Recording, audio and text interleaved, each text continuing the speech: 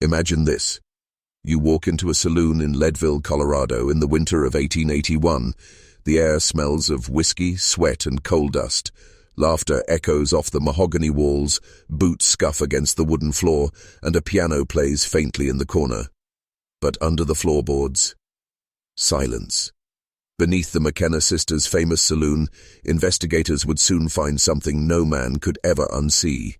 23 neatly folded sets of women's clothing. Each bundle labeled with a name, an age, a price. These weren't random belongings. They were inventories of human lives. Dresses that still smelled faintly of lavender soap.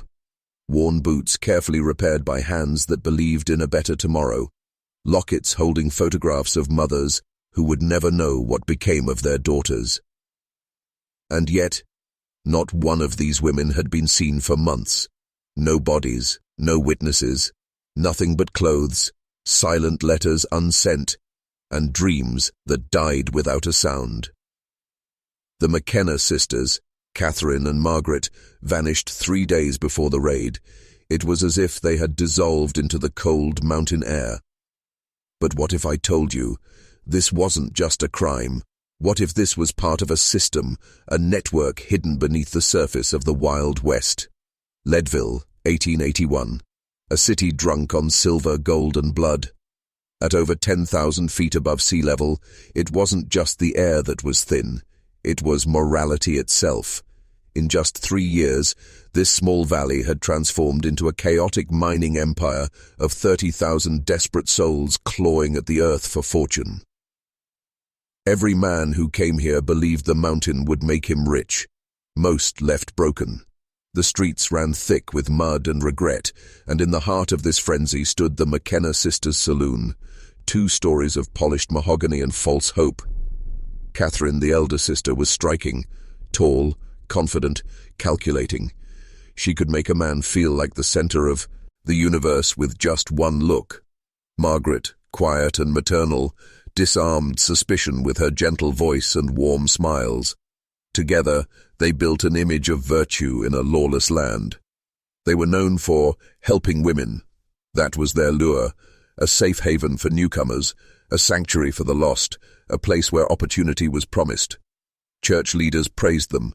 Newspapers called them angels of mercy. But angels don't keep ledgers of missing girls. Angels don't fold dresses like trophies.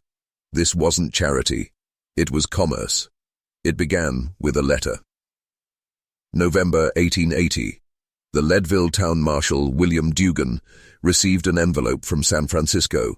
The handwriting trembled, as though the writer's hand had been frozen in fear. Inside were 8 cramped pages that would change everything. The letter was from a young woman named Emma Kowalski. Her words bled desperation. They took Anna. They promised us work, safety, a future. But it was a lie. Please, please find her before they sell her. Emma and her younger sister Anna had lost everything in a Chicago tenement fire. Homeless, broke, and alone, they heard whispers of the McKenna sisters, how they helped women find respectable work in the booming West.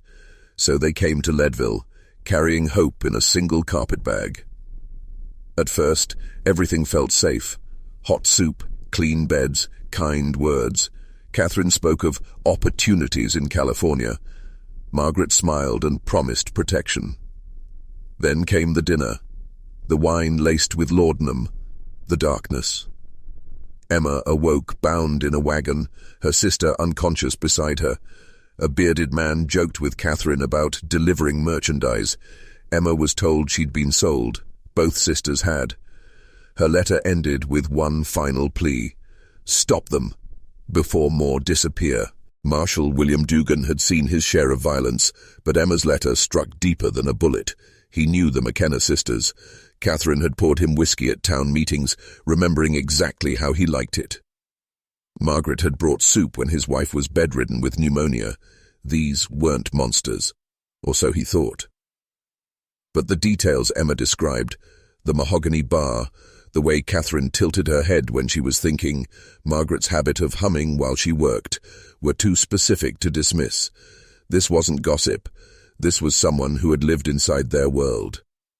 Dugan started digging, Quietly, secretly, he combed through incomplete missing person records scattered across Leadville and nearby camps.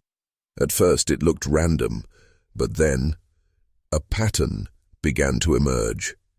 15 names, 15 young women, all travelers, all alone or in pairs, all seen within blocks of the McKenna Sisters Saloon, and always the same story. They said they were helping me find work. Dugan realized something chilling. These disappearances weren't sloppy. They were staggered, precise, methodical. Whoever was behind this wasn't just exploiting desperation. They were harvesting it. And the sisters weren't working alone. Emma had mentioned businessmen in California. But this wasn't just about brothels. No, this smelled bigger, much bigger. Leadville thought it was just a boom town, a chaotic frontier city clawing wealth from the mountains. But underneath the noise, the drinking, and the lawlessness, something far more organized was unfolding, a hidden machine powered by human lives. Emma's letter mentioned businessmen in San Francisco. Dugan followed that thread and uncovered whispers of a network stretching from Colorado mining camps to the Barbary Coast, a district infamous for its brothels, slave dens, and the kind of lawless commerce where human beings were currency.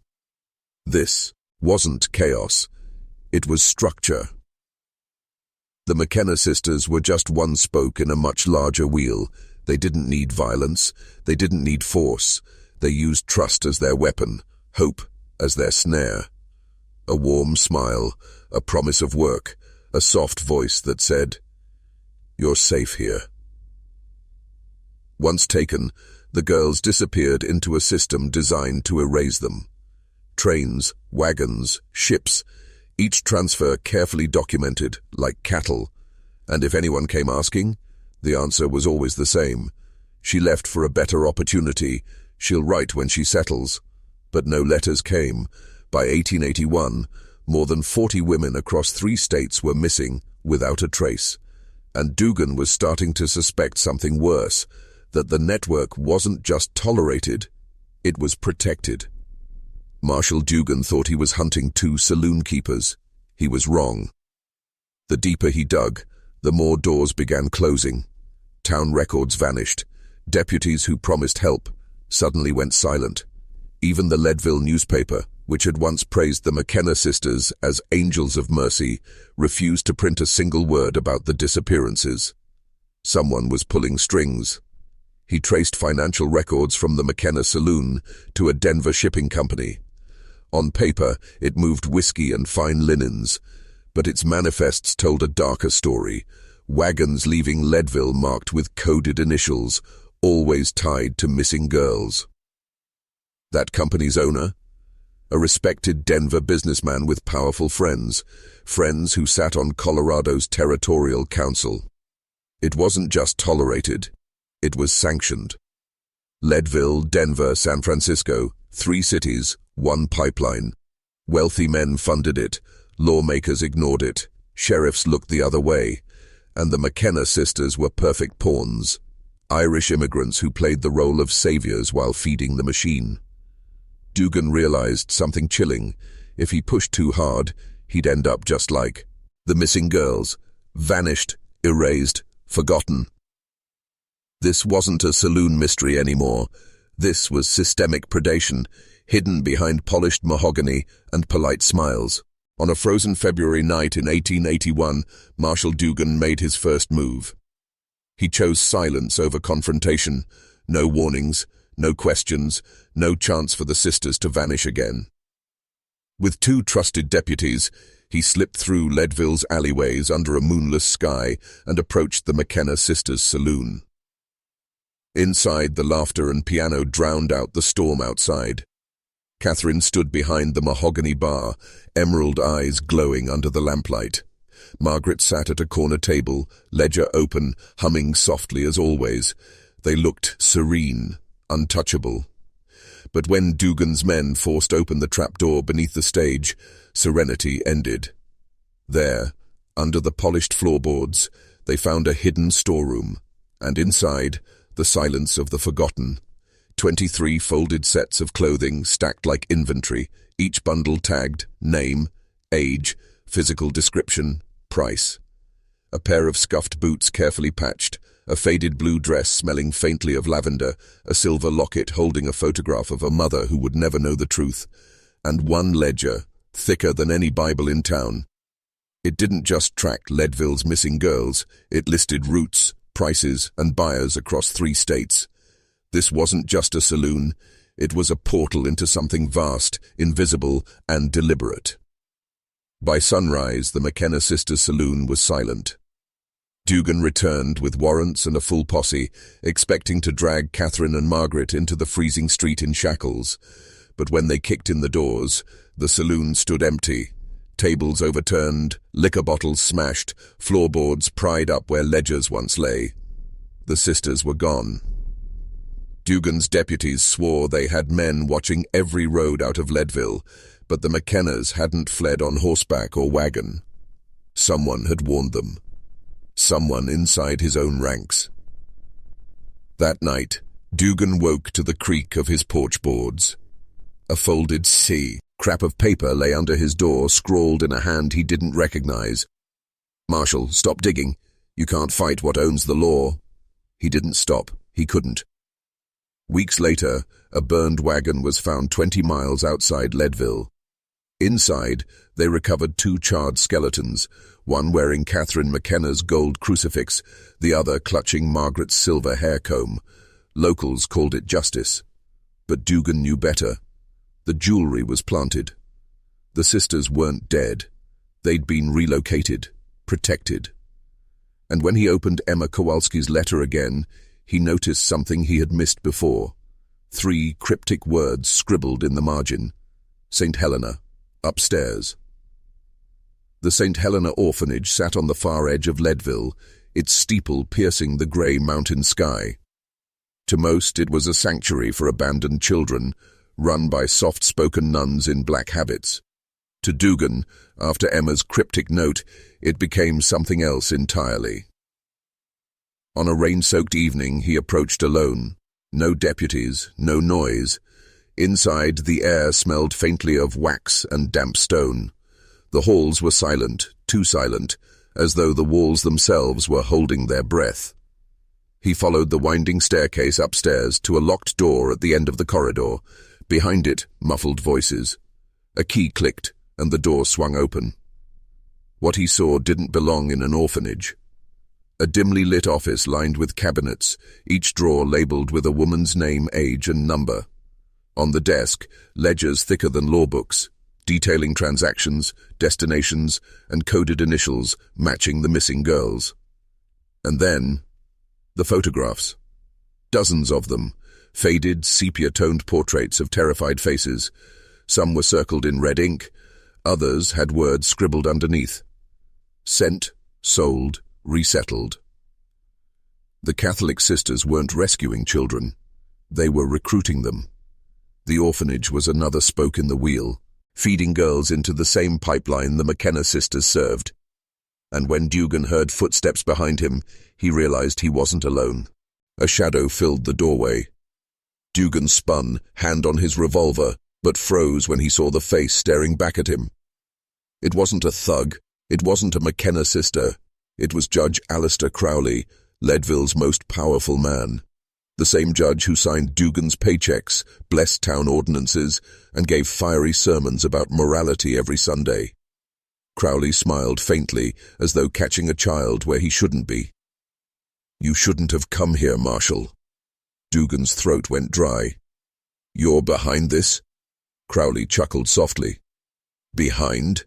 No, William. I am beneath it. Above it. I am inside it. The law is not here to protect the weak. It's here to preserve the machine." He stepped closer, voice lowering to a whisper. "You think this is about a few missing girls? No. This is commerce. Steel needs miners.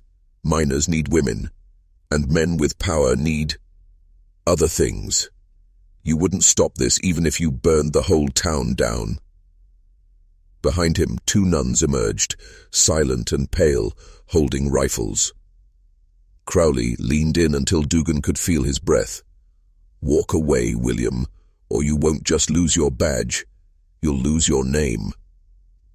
For the first time, Dugan understood. This wasn't corruption. This was architecture. For 3 nights, Marshal Dugan didn't sleep. Every time he closed his eyes, he saw the photographs, dozens of faces, terrified and nameless. He saw Emma's trembling handwriting. He heard Judge Crowley's words, "The law is not here to protect the weak." Dugan had 2 choices. He could walk away, cash his paycheck, and let Leadville's machine keep grinding flesh into coin, or he could fight, a fight he knew he couldn't win. On the 4th night, he made his choice. He burned his badge. Then he rode out of Leadville under the cover of darkness, heading west towards San Francisco, following the only lead Emma's letter had given him, the businessman who bought what the McKenna sisters supplied. He found them in a place called the Azure Club, a private gentleman's hall where velvet curtains hid the city's darkest appetites. He posed as a buyer, speaking little, listening more. What he learned froze his blood. The pipeline wasn't local. It wasn't regional. It was national. Leadville, Denver, San Francisco, New Orleans, even New York, all connected. Each city had its sisters, its orphanages, its smiling faces hiding sharpened teeth. And behind it all, one name kept surfacing in hushed tones, always spoken like a prayer or a curse. The Dominion. The Dominion wasn't an organization. It was an order. Dugan first heard the name whispered in the back room of the Azure Club from a trembling barkeep who refused to meet his eyes. According to him, the Dominion dated back decades, maybe longer, a secret network of judges, businessmen, priests, sheriffs, and politicians.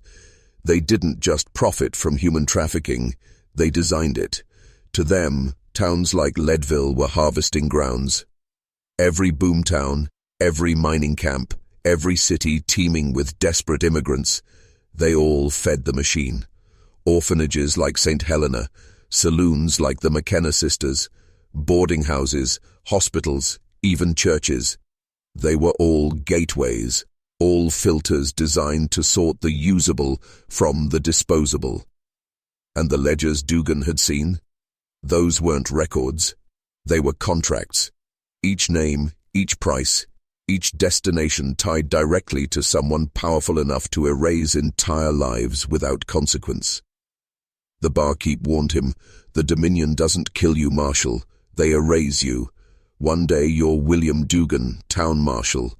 The next, you never existed. No birth record, no grave, nothing." That night, Dugan finally understood Emma's letter. She hadn't been asking him to save her. She'd been warning him what he was stepping into. And when he returned to his hotel, he found the door ajar and a single photograph pinned to the wall. It was of his wife. The photograph was old, but the message was new. His wife, Eleanor, smiling in the spring sunlight outside their Leadville home. Pinned beneath it was a single playing card, the Queen of Hearts. Its edges scorched, its surface smeared faintly with ash. No note, no signature. Dugan understood anyway. The Dominion wasn't warning him. They were marking him. Within hours, his world began to unravel. His bank accounts in Denver were emptied. His deputies' sworn statements disappeared from the courthouse archives. The Leadville newspaper printed a front-page story branding him a thief and a murderer, wanted for dereliction of duty and fraud. By the next morning, William Dugan no longer existed. He rode back toward Leadville under a pale dawn, praying Eleanor was safe. But when he arrived, her house was empty, the curtains ripped, the floorboards splintered. Neighbors swore they'd seen men in black coats load her into a carriage 2 nights before. On the kitchen table, he found something left behind deliberately. Emma Kowalski's letter. Only now, a new line had been scratched at the bottom in jagged ink. "She's ours now. Walk away, William." Dugan fell to his knees. the sound escaping his throat, half growl, half sob. But when he rose, his eyes were different. They'd taken everything from him. Now he had nothing left to lose. William Dugan stopped being a marshal that night. He stripped the tin star from his coat and buried it beneath the cold earth. Whatever law he once served was gone. The Dominion owned it. From that moment forward, he served only one thing: vengeance. His first lead came from a name buried deep in Emma's original letter, a name he'd overlooked until now: Father Brennan, the kindly priest who'd overseen St. Helena Orphanage for 2 decades, the man everyone trusted. Dugan found him in Denver, far from his church, drinking heavily in a dim corner of a gambling hall. When pressed, Brennan broke fast. "They're not sisters," he whispered, trembling. "Not really. Catherine and Margaret McKenna weren't born McKennas at all. They were raised by the Dominion, trained from childhood in manipulation, grooming, and control. They had been placed in Leadville with a single purpose: to lure." But Brennan revealed something worse. They don't choose who they sell, Marshal. The Dominion chooses for them. Girls, boys, even families. Sometimes for work, sometimes for worse. Dugan asked where they'd gone. Brennan's eyes filled with tears. "New Orleans. They're preparing a shipment. If you go, you won't come back." Dugan leaned close, voice like iron. "I'm not going there to come back." New Orleans, 1882. The air reeked of brine and rot as Dugan slipped through the labyrinth of docks along the Mississippi. Lanterns swung on rusted chains, casting fractured light across crates branded with false trade seals: sugar, tobacco, textiles. But Dugan knew better. These weren't exports, they were bodies. He followed 2 Dominion guards through the fog to a warehouse by the river, its windows boarded, its doors chained. From inside came muffled sobs. When he finally forced his way through a side entrance, he froze. Dozens of girls, barely older than children, were locked inside wooden cages stacked like coffins. Some were too weak to stand. Others clutched each other in silence, hollow-eyed, beyond tears. In the far corner, he saw a face he recognized from Emma's letter: Anna Kowalski. Before he could reach her, a voice cut through the dark. "Marshal Dugan." Catherine McKenna stepped from the shadows, dressed in black silk, her once warm smile now sharpened into something reptilian. Beside her, Margaret held a small revolver, steady and unshaking. "You should have walked away," Catherine said softly. "Now you're prop." 32. From the shadows above, rifles aimed down at him. At least 8 Dominion gunmen. No escape. Catherine leaned close, her whisper colder than the river air. "Welcome to the bottom of the world, Marshal." The warehouse was silent except for the river lapping outside. 8 rifles aimed at Dugan's chest. Anna Kowalski's hollow eyes watched him from behind the bars. Catherine's perfume hung in the damp air, sweet and poisonous. "Last chance, Marshal," she whispered. "Turn around. Forget what you've seen." Dugan raised his hands slowly, but his mind was cold steel. He'd spent months hunting them, and now he was standing inside the heart of the Dominion. If he walked away now, every missing girl became nothing more than another ghost. He didn't walk away. In one motion, he dropped to the floor and fired upward. The first rifleman toppled from the catwalk, his scream lost in the roar of sudden chaos. Bullets splintered wood. Chains snapped. Girls screamed. Dugan dove behind a stack of crates, firing blind, cutting through the Dominion's men one by one. Blood soaked the sawdust floor. When the smoke cleared, 5 bodies lay still. Catherine and Margaret were gone. But before escaping, Catherine left something behind. A small black ledger, its leather cracked, its pages marked with a single insignia. A circle split by 3 daggers. Inside were names, hundreds of them, politicians, judges, generals, priests, every man who ever sat at the Dominion's table. At the very bottom, written in fresh ink, was his wife's name, Eleanor Dugan.